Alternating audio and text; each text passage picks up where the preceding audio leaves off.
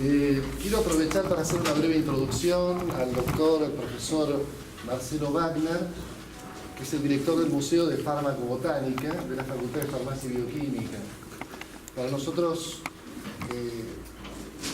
para la Fundación Naturopática Argentina, es un honor poder hacer esta introducción, poder estar con él, poder compartir una vez más, porque ya hemos hecho una charla hace unos meses, algunos de ustedes han estado, y bueno, poder transmitir la importancia de las plantas medicinales a un país como el nuestro, que tiene una vieja y antigua tradición de uso de plantas medicinales en la preservación de la salud humana. A lo largo de la historia de la humanidad, siempre las plantas medicinales han tenido un destacado lugar y lamentablemente en las últimas décadas como que ha perdido ese lugar. Lentamente lo está recuperando. En el Antiguo Egipto, en Grecia, los aztecas, los incas, tenían una forma de conectarse con las plantas como seres vivos, como seres idénticos a nosotros, como seres que vibran, que habitan en un entorno con los cuales nosotros podemos colaborar y sabemos que ellos pueden colaborar con nosotros. La utilización de las plantas como medicina son tan antiguas como el ser humano. Ese contacto entre el ser humano y las plantas como seres vivos lamentablemente se fue perdiendo. La ciencia fue avanzando, cada vez se estudió más de menos, la microscopía nos permitió realmente comprender muchas de las cosas que hoy el doctor Wagner nos va a explicar, y un poco nos hemos alejado de este reino maravilloso al punto que algunas personas ven en un frasquito una tintura madre y se conectan con la naturaleza a través de un frasco de vidrio, pero la relación con la planta lamentablemente ha desaparecido. Y esta introducción para mí es muy importante porque el doctor Wagner en la charla anterior nos habló de la inteligencia de las plantas, de luz, digamos, del contacto con las plantas como seres vivos. Para nosotros esto es una realidad absoluta y bueno, él aparte se conecta de doble manera, con las plantas como seres vivos y como químico también.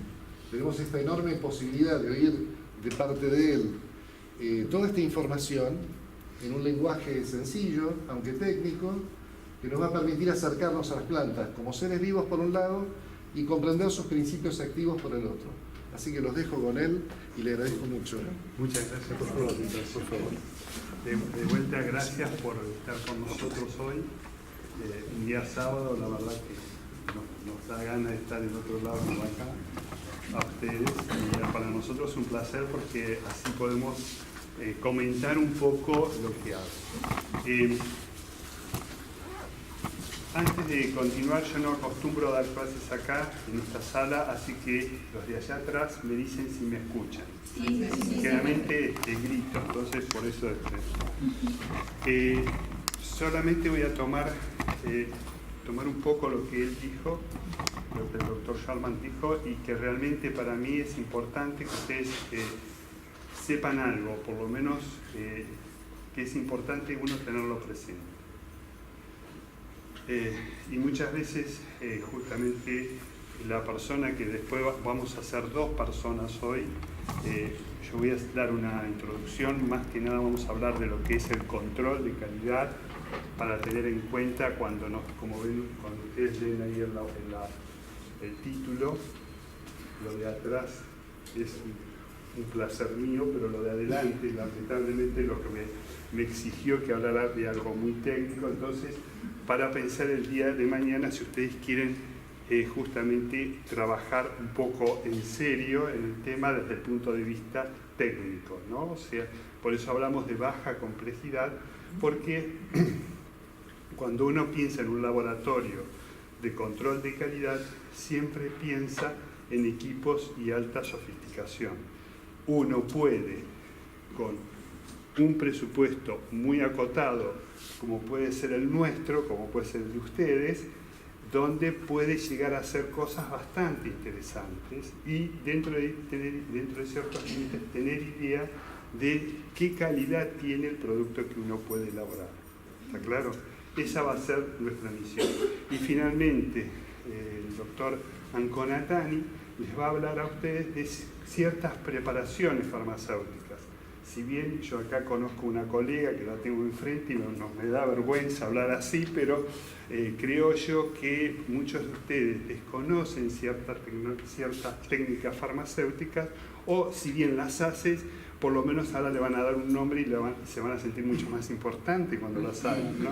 Incluso hasta cuando hagan su tecito, ¿no? Cómo se llama, cómo le dicen, cómo los farmacéuticos lo evalúan. Pero antes de entrar a este tema, quiero que nos paremos en un paradigma. Fíjense ustedes que nosotros, cuando hablamos, pensamos y nos movemos, por lo que acaba de decir usted, tenemos una formación clásica, ¿sí? Todos ustedes, de alguna u otra manera, si yo les digo Aristóteles, Sócrates y Platón, enseguida saben de dónde vienen, quiénes son y demás. Son los que nos formaron nuestra forma de ver el mundo, ¿sí? Pero sepan ustedes que hay otras formas de ver el mundo y otras formas de llegar a ese conocimiento. ¿Está? Lo dejo acá, pero justamente era para completar lo que usted había comentado, y si después tienen ganas y nos lo dejamos muy cansados, los invitamos a visitar el museo y ahí vamos a hablar sobre este tema, así que se los dejo ahí pendientes. Vamos a lo nuestro. En la actualidad se calcula más o menos, como ven ustedes, 416 familias, ¿sí?, de plantas superiores, ¿sí?, como dice ahí, angiospermas, aquellas plantas que nosotros las podemos ver y conocer.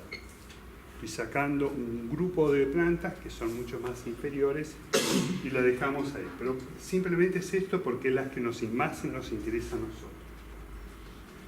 De esas, hay 20 familias que son las que tienen un número de especies muy importante. ¿Está bien? Y de esas, son 12 nada más las familias que nosotros le damos un uso medicinal, que nosotros, ¿no? O sea, que el ser humano le da un uso medicinal en nuestro planeta en este momento. Quiere decir que potencialmente hay muchísimos más, ¿tá? Pero en principio pasamos así. En general, cuando nosotros hablamos de las plantas, ¿sí?, y en este ambiente, a nosotros lo que nos interesa, lo que interesa a la industria, lo que interesa a la ciencia y demás, es justamente ese metabolismo especial o secundario que hacen las plantas. Y si alguno de ustedes estuvo el año pasado, recordará de que decimos que es la forma que tienen las plantas de relacionarse con el ambiente, ¿sí? En cierto modo nos dice cómo están. ¿Está claro? Así ellas, a diferencia de nosotros, que si yo voy y le quiero pegar un mordiscón a ella, obvio que ella va a reaccionar de una forma determinada. Se va a mover, se va a escapar, o en el otro caso me la va a devolver. Pero cuando yo voy a una plantita, le saco una hojita, la planta no se va, y entonces le sigo sacando hojitas. Pero no nos damos cuenta que ella, a medida que yo la voy agrediendo, va modificando su metabolismo de manera tal de decir qué es lo que está pasando. Y dentro de lo posible, de defenderse. ¿Claro? O sea, en cierto modo, lo que nosotros decimos, las bondades de las plantas que me da estos compuestos que permite curarme, en realidad lo que ella está queriendo decir, te estoy tratando de reventar, te estoy tratando de matar, te estoy tratando de evitar de que me hagas daño. Es eso. Disculpen que sea tan... pero para que ustedes se den cuenta, ¿no? De ahí que nosotros tenemos grandes grupos, a los cuales yo hoy simplemente voy a tomar 3 de los más importantes, que son los fenoles, los polifenoles, los terpenos, los esteroides y quizás el que más impacta muchas veces, porque generalmente estuvo pensado, ella en el proceso evolutivo sabía que había mamíferos y herbívoros muy fuertes que nos atacaban, que son los alcaloides. Por eso la mayoría de los alcaloides es que tiene un efecto en nuestro sistema, ¿sí? Tiene una acción que nosotros llamamos terapéutica. Pero, volviendo a nuestro mundo clásico, en nuestra forma de pensar clásico, decimos que esos compuestos que ella está haciendo para defenderse, nosotros le decimos que son los principios activos, ¿sí? Es lo que nos interesa a nosotros. ¿Está claro? Sí. Acá hay un personaje que yo quiero mucho, porque tiene que ver un poco con mis raíces ancestrales, que ahora esta semana tuvimos la Semana de las Ciencias, y me di cuenta lo viejo que estoy. Sinceramente es increíble la separación generacional. Creo que si digo Asterix, alguno de ustedes se debe acordar de él, ¿no? Por supuesto. Dentro de Asterix era un personaje, era un galo, un celta. La cultura celta muy fuerte, muy interesante, y nos dejó muchas cosas, muchos rituales, especialmente en las fiestas navideñas y en las Pascuas, que tomamos de ese pueblo, de esa tradición pagana que diríamos nosotros. Y dentro de ellos, además de un hombre gordo que era el Obelix, había un señor que tenía una jarra gigantesca que siempre cosía con una hoz de oro. ¿Sí? Hoy lo voy a tener bastante presente, que se llamaba Panoramix, era el druida. ¿Sí? ¿Más o menos se ubica? Sí. Bueno. Se reunían en el bosque de los Carmenes. ¿Perdón? Bueno, había una reunión de druidas anual en el bosque de los Carmenes. En general, sí, eso es lo que mantenía la unidad cultural. No me toque eso porque vamos, cambiamos de tema y vamos para eso. Me voy a portar bien. El que está allá atrás me está controlando. Bueno, entonces, en general nosotros en las plantas vamos a ver, cuando vamos viendo de plantas más inferiores hacia plantas superiores, que esos compuestos, esas grandes familias de compuestos, van sufriendo transformaciones a medida que las plantas, digamos que cada grupo de plantas se hace más evolucionada o más moderna. Así como en los animales, ustedes tienen una escala de evolución de animales más primitivos, como ustedes pueden hablar de los invertebrados, hasta animales más superiores, como podemos hablar del ser humano, de la misma manera pasa con las plantas. Tenemos plantas más inferiores y plantas más evolucionadas. Las plantas más inferiores, muchas de ellas van a encontrar prácticamente los mismos grupos de compuestos, pero a medida que vamos viendo y vamos aumentando en la evolución, vamos viendo que esos compuestos van sufriendo evolución. Van desarrollándose y complejizándose de manera tal que van haciendo para nosotros, que somos los que buscamos compuestos, lo vemos más activos. ¿Sí? ¿Por qué? Porque empezó a haber una coevolución primero con los invertebrados, luego aparecieron los vertebrados y luego dentro del grupo de los grandes vertebrados los mamíferos. Entonces las plantas que más coexistieron y con los mamíferos son las que desarrollan los compuestos más activos. Por eso se habla de ruta de los terpenos, ruta de los compuestos fenólicos y ruta de los compuestos nitrogenados. ¿Sí? Pero, ¿cómo afectamos esa evolución de las plantas? No entiendo. ¿Cómo afectamos a esa evolución de las plantas? ¿Comiéndolas, por ejemplo? No, el proceso evolutivo ocurre como decimos nosotros, o sea, las plantas que nacieron y nosotros, digamos, los mamíferos no existían, cuando hablo de nosotros, me meto dentro del grupo de los mamíferos, ¿no? Vemos nosotros que en general no son plantas que nos, digamos, afecten mucho, salvo algún caso en particular, que produzca un compuesto que nos pueda alterar mucho. Pero a medida que vamos avanzando con las plantas, que son plantas más modernas, que han estado más en contacto con animales que la predaban, entonces vamos viendo que van desarrollando estructuras químicas que son más complejas, ¿sí? Y que nos van, digamos, afectando. Lo que pasa es que para nosotros, cuando hablamos de evolución, siempre pensamos, un concepto muy limitado, porque nosotros tenemos una vida muy corta relativamente en la historia evolutiva, ¿sí? La humanidad en sí es poca, y por otro lado, cada ser humano vivimos en poco. Entonces yo te digo a vos, vos evolucionaste y somos como consecuencia de hace millones de años. Hace millones de años, sí, bárbaro, vos lo ponés, pero no lo tenés en cuenta, no lo podés pensar ese proceso. Vos querés las cosas, y más ahora con internet y demás, no querés las cosas ya. Vos pensás que las plantas están modificándose constantemente. Para que se produzca un hidroxilo más en una molécula, han pasado millones de años, o miles de años, si querés. ¿Ah? Y eso es lo que uno tiene acá. Entonces, ese proceso incluso se lo voy a mostrar ahora. Vamos a ver la ruta de los terpenos, ¿sí? En el caso de los terpenos, lo que nosotros llamamos hormonas juveniles, lo vamos a encontrar en plantas más bien inferiores, ¿sí? Inferiores desde el punto de vista de lo que uno dice, por ejemplo, las pinófitas, los pinos y demás, una efedra, ¿sí?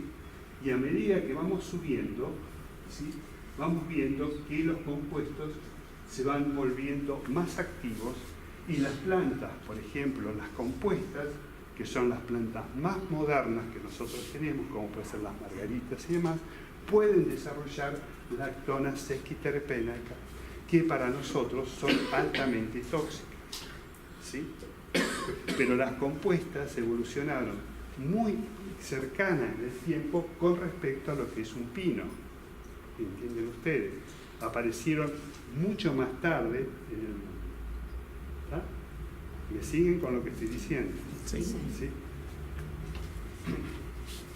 Lo mismo pasa con los fenoles, siendo que los fenoles relativamente son compuestos bastante nobles. Vamos desde los taninos condensados, elafitaninos, isoflavonas y flavonas tóxicas. De vuelta, los taninos condensados son muy abundantes en las pinófitas, que son las primeras plantas, digamos, leñosas y demás que aparecen sobre la tierra, donde nosotros ni existíamos, ni siquiera había un esbozo prácticamente de lo que puede llegar a ser un primate. ¿Tá? En cambio, cuando estamos en presencia de las flavonas tóxicas, en general lo encontramos en plantas que han llegado hace poco comparado a la historia de las plantas. Por ejemplo, también las compuestas, ¿sí? Ahí le doy más o menos la idea de los fenoles, para que ustedes tengan idea de lo que estamos hablando, ¿no? Flavonoides, isoflavonas, flavanonas, etc. Si vamos a la ruta de los compuestos nitrogenados, pasa exactamente lo mismo. Los primeros compuestos nitrogenados que realmente tenían un cierto grado de toxicidad son los compuestos cianogénicos, ¿sí? O sea, son compuestos que cuando yo los rompo, cuando se hidrolizan, liberan ácido cianhídrico. ¿Tá? Pero si nosotros vamos viendo después los procesos evolutivos, vamos a entrar alcaloides de tipo isopinolínicos, no proteicos, aceite de mostaza, alcaloides esteroideos, y llegamos a los más tóxicos para nosotros, que son los alcaloides del tipo pirrolizidínicos, que son grupos de plantas que están mucho más evolucionadas, que han llegado más tarde en su tiempo.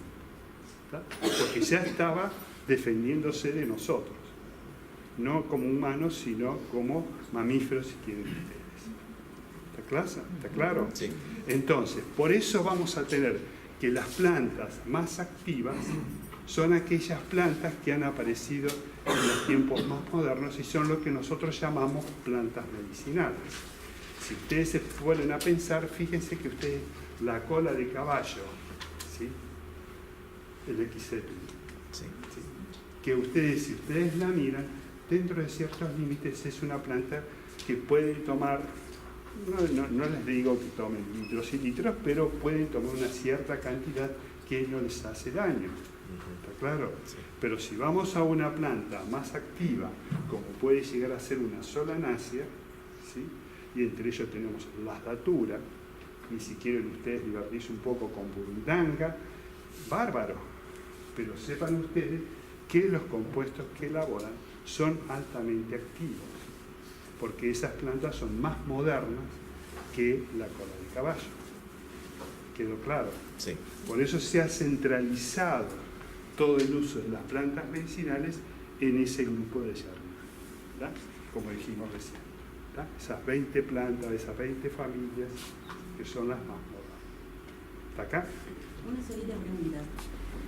Supuestamente estas plantas son plantas que están hace miles o millones de años y esto es consecuencia de una evolución que sufrieron en cuanto a adaptarse a todos los cambios que hubieron, o cuando habla de modernas son plantas que aparecieron no hace demasiado No, o sea, tiempo. nadie aparece de pronto. Así, nosotros No. somos la soberbia que tiene el ser humano, O que Dios no mezcla. vino y nos hizo así Sí, a sí, nosotros. no, digo, mezcla. Eso somos un proceso evolutivo, ¿sí?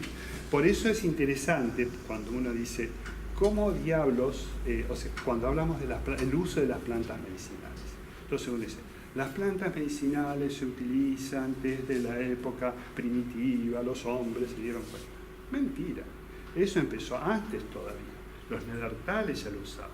Y es todavía antes, los monos lo usan. Y antes todavía, los insectos los usan. Se curan. ¿Sí? No hay un ejemplo en la naturaleza extraordinario, si me permite, y a ver si completo su idea. Los glicósidos cardiotónicos, ¿sí? Las asclepias, la bandera española es una de ellas. Generalmente las mariposas, ¿sí?, depositan sus huevos en esas asclepias. ¿Sí? Especialmente las mariposas, la que la hace es la monarca. Entonces usted se da cuenta que es una monarca por el color que tiene, la pigmentación que tiene medio de color anaranjado con manchitas negras, tiene un dibujo muy particular. Ella pone su huevito. Usted ve una asclepia y ve la mariposa dando vuelta por ahí. Muy bien. Cuando se desarrolla lo que sería el gusanito, ella se alimenta de eso. Ella se adaptó, digamos, el gusanito para que ese glicósido cardiotónico no la dañe. Pero ¿qué hizo la asclepia? La asclepia dice, bueno, yo te voy a producir, y a su vez le evita que vengan los pájaros y se coman ese gusanito. Pero a su vez la asclepia le dijo, si yo te hago eso, vos polinizame. Entonces está ahí empezó el negocio. Entonces ella va creciendo ese gusanito y después cuando produce la metamorfosis y pasa a mariposa, las alas de las mariposas están cubiertas de esos glicósidos cardiotónicos y los pájaros que viven naturalmente las ve y sabe que esa no la tiene que comer. ¿Sí? Si usted crió un pajarito en la jaulita desde chiquito, que yo no sé cuánto, y de pronto le pone esa mariposa, él la va a comer. Porque encima sepan que los animales también hay cursos, hay reuniones en los bosques y demás. No, porque nosotros hacemos congresos. Los congresos ya lo hacen los bichos también. Entonces come y vomita. ¿Sí? O sea, se da cuenta de que es algo tóxico para él. Pero ¿qué pasa? Si usted agarra mariposas de asclepias, ¿sí? Mariposas, perdón, de monarcas, y las desarrolla en un ambiente carente de glicósidos cardiotónicos, ese gusanito va a desarrollar, pero probablemente esté enfermo de un parásito. Es decir, que la mariposa se dio cuenta de que esos glicósidos cardiotónicos actúan como, no solamente como protector, sino como antiparasitario. Mire usted, sin HPLC, sin masa, sin gaseosa, sin laboratorio de experimentación. Por eso el conocimiento puede ser a distintos lados, ¿no? Bueno, volvamos a lo nuestro. Generalmente nosotros utilizamos de las plantas o la planta entera a una porción de esa planta. Y a esa porción de la planta la llamamos droga vegetal. Y ustedes saben que eso es una redundancia. ¿Por qué? Porque la palabra droga es un término que significa planta seca. ¿Planta cómo? Seca. Y viene de la época de los belgas, fundamentalmente es yo no me acuerdo cómo se llamaba, digamos, la lengua que hablaban en aquella época los belgas, que hizo, como ellos comercializaban muchísimo con todas las plantas de distintas partes del mundo, conocido en ese momento en Europa, obvio que tenía que comercializarlas secas, entonces las llamaban droga, y la vendían y la comercializaban. Ya a fines de 1800 empezó a avanzar la química a pasos agigantados, ¿sí? Quizás uno de los hitos más grandes fue empezar a aislar los principios activos y posteriormente la cromatografía le dio el golpe de gracia al uso de las drogas vegetales, digamos así, y empezaron a aparecer los compuestos químicos puros. Entonces los químicos se apropian de ellas y le dan a cada compuesto el término de droga, ¿sí? O sea, se apropiaron los químicos. Entonces, nosotros ahora que volvemos de vuelta para atrás, para hablar de las plantas, decimos droga vegetal, ¿sí? Que es la porción de la planta que yo utilizo para hacer una infusión, hacer un cocimiento, por ejemplo, las hojas de menta, las raíces de valeriana y demás. Eso es droga vegetal. De la droga vegetal lo que a mí me interesa son los principios activos, ¿cierto? Lo que estuvimos hablando hasta ahora. De esos principios activos, sepan ustedes que una de las preguntas que me suelen venir a hacer todos los días es ¿cuánto tiempo tarda en descomponerse el principio activo dentro de una planta? Si está bien conservado, así lo digo yo, si está bien conservado, no hay problemas, porque dentro de todo la planta desarrolla todo un sistema de protección, ¿sí?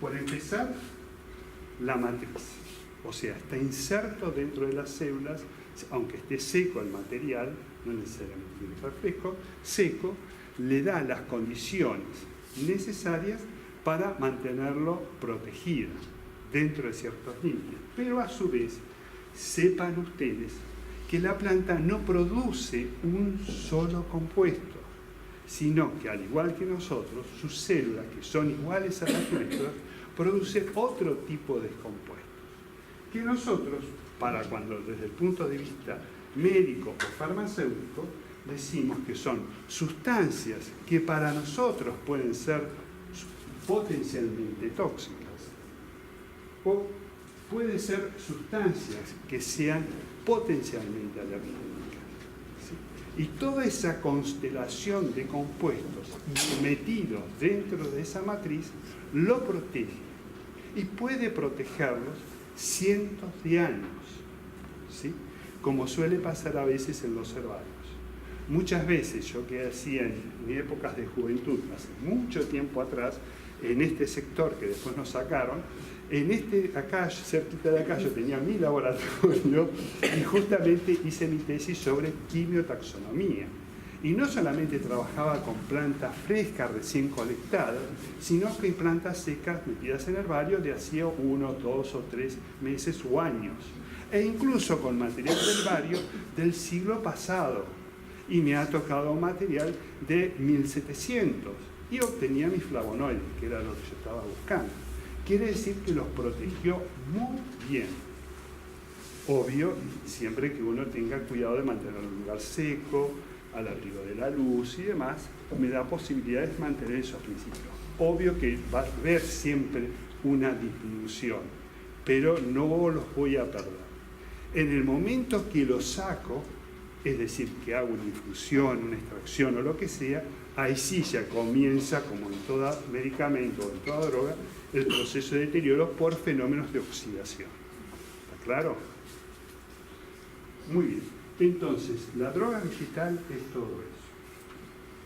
Bueno, ustedes van a empezar a hacer su laboratorio y dicen, bueno, voy a empezar a hacer un emprendimiento de hacer, qué sé yo, melisa, qué sé yo, poleo y demás.